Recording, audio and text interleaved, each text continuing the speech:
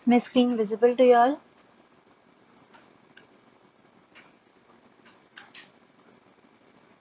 Good evening.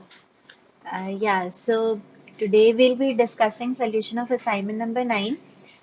This assignment is pretty similar to the last assignment, and you'll have to directly substitute the equations and their values. So in the first question, they've asked us to calculate EX when the fiber direction is taken as 60 degrees for a balanced lamina. So balanced lamina, sir has already explained in the class when EL is equal to ET and Poisson's ratio in both the directions are same, then it's known as balanced lamina. So EX formula is this, where S1, S12, S16, these values are defined as follows. We know that EL is 15 gigapascal. This is E11. So when once you substitute all these values into this particular equation, this is obtained. So the solution comes out to be 8.955, which matches with the solution provided. Then in second question, they've asked us to calculate G55, that is shear modulus along XY plane when fibers are oriented at 45 degrees. So again, this formula would be used. In this formula, all these constant values are taken out from here. And once you solve all this equation properly, like substituting brackets at the right positions, you'll see that the answer is 6.25, which matches with the solution provided. Then the third question, they've asked us to calculate the Poisson's ratio when the fibers are oriented at 30 degrees. So now sine phi and cos phi term would be sine 30 and cos 30.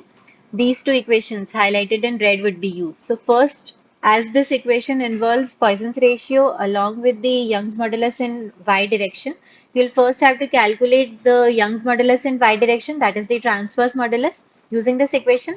Then you'll substitute this EY value over here to find the Poisson's ratio value. So it's solved as follows. This is the equation for Poisson's ratio. For this, EY is calculated using this equation. So once you find the answer of EY, which is 8.95, you substitute it into this particular equation and the answer comes out to be 0.522, which is matching with the fourth option.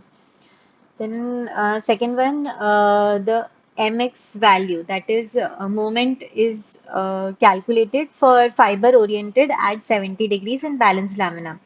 So this cos phi for 70 degree, you'll have to calculate its value is 0.3420, this particular value, and sine 70 is 0.9396. So now again, in this particular equation, minus mx is equal to this, you'll substitute this entire equation with the given constants, and you'll see that the value comes out to be this, which matches with our results. Now, these are all pretty direct questions. Sir has already discussed in his lectures of week number 9, and in this one, it's simple. Isotropic material are defined using only two elastic constants. So what are those? So we know for isotropic material, they stretch similarly along x as well as y direction. That's the reason they are isotropic. EX and EG are only required, and the Poisson's ratio term is simply the ratio between these two. So therefore, only E and G are required to define the stress in all directions. Then these are all simple questions in which the matrix Sir drew in class. So based on that particular matrix, you'll see that which particular like direction will give the maximum transverse modulus and the maximum shear modulus when placed in a unidirectional pair. Then in this one, it's asked that which of the following is correct for balanced lamina. So in all those previous questions, you could already see for a balanced lamina, EL and ET are same, and mu LT and mu TL are also same, while GLT is obviously different. So that's why the second is the right answer. It is quite obvious. Then in ninth one, this is the case study which Sir discussed, that if the Young's modulus along longitudinal direction is minimum when it's less than the like initial material Young's modulus along L and T direction, then this would be the equation which should be followed, and for maximum cases, this would be the equation followed. So yes, all these questions are quite direct, and Sir has given like in detail explanation for all these observations in his lectures. Now, the last question they've asked us to determine the elements of stiff matrix in gigapascal for specially orthotropic unidirectional graphite epoxy lamina.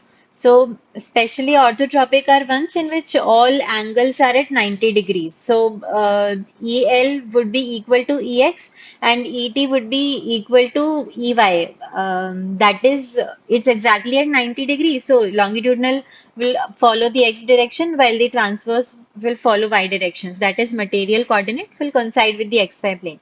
And therefore, this is the direct formula which could be used. They've asked us to calculate the stiffness matrix constants. Q11 is defined using this formula. And we know that mu LT and mu TL are related with this particular formula. So once you substitute this value, you have mu LT to be 0.3. So 0.3 divided by ET, that is 10.5 into ET divided by EL. This will give you mu TL, you multiply it by mu LT. So this is the entire term which is the denominator. You solve it, you get the answer.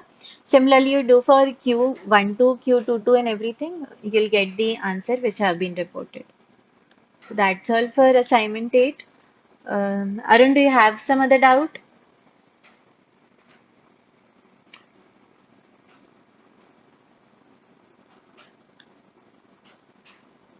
Okay. So, see, um, if we start from the starting, then what we usually have is from questions, we'll have EL, ET, mu LT, and GLT.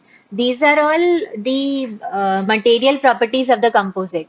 EL is that when fibers are oriented along a particular direction and we apply force in the same direction, then the ratio between the stress which is generated in the fibers to the total elongation that is reported as EL. That is the Young's modulus along longitudinal direction. Longitudinal means along the length of the fiber. And ET is the opposite one, that is exactly normal to the surface of the fiber.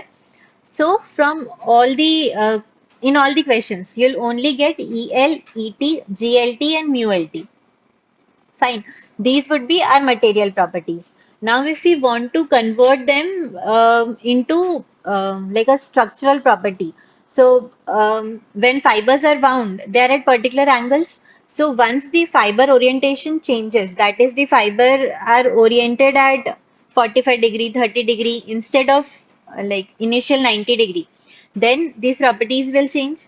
So this is the like these are all the sum of formulas which could be used. This phi is the angle at which it is oriented, and EXS will give us the new Young's modulus along longitudinal direction. Then this one will give us the shear modulus and so on. Now for specially orthotropic materials, um, what especially orthotropic material is that all the fibers are arranged along 90-degree only. That is, it behaves quite similar to the real composite. The material direction coincides with the XY direction. Fine. So for this, if you want to calculate Q11 is stiffness matrix. In my previous assignment, I had explained that how we correlate stiffness matrix with the stress and stresses which are generated in the system. For instance, this one. Fine.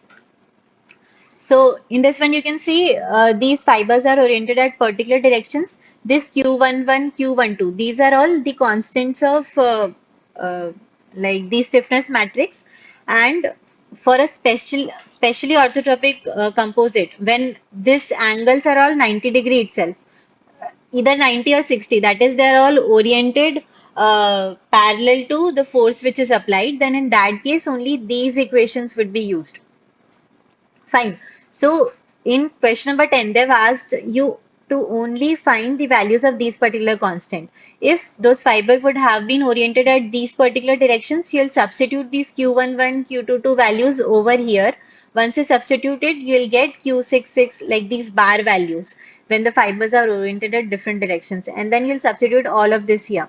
Now, once you apply a particular strain in the material, Using this particular matrix, you'll multiply both of them together and you'll get the stresses which will be generated in this particular fiber along XY direction.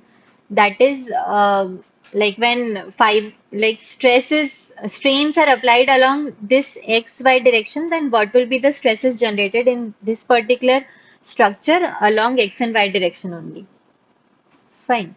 So right now in 10th question is a very simple part of this previously given question. In this, everything is oriented normally and you'll just have to calculate this primitive stiffness like constant values. That's it. Okay, fine then. Okay, then meet you next Monday. Thank you.